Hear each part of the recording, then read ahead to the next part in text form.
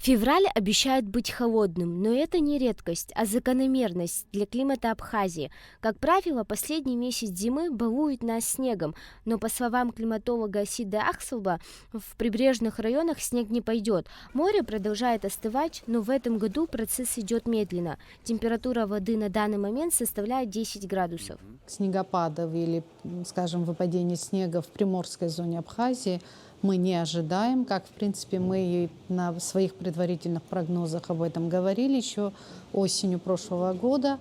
В феврале в предгорьях и горной части Абхазии, а также в удаленных от моря районах ожидаются мокрый снег и снег. Особенно это касается высокогорных территорий, таких как район Верхней Ишеры. После 10 февраля в этих местах прогнозируют осадки. Солнечные дни в феврале ожидаются не более недели. Март будет теплым, и плохая погода по сравнению с предыдущими годами будет наблюдаться реже.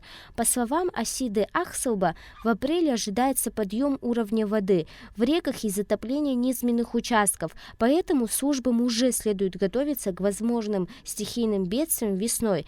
Лето, по прогнозам климатолога, будет жарким.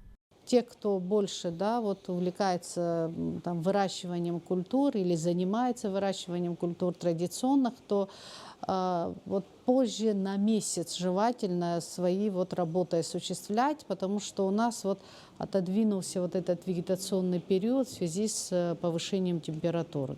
Что касается магнитных бурь, то высокие значения ожидаются со второй половины марта. Тем, кто зависит от погодных условий и атмосферного давления, следует подготовиться и иметь при себе необходимые препараты. Милана Агарба, Алексея Гухава, Абхазское телевидение.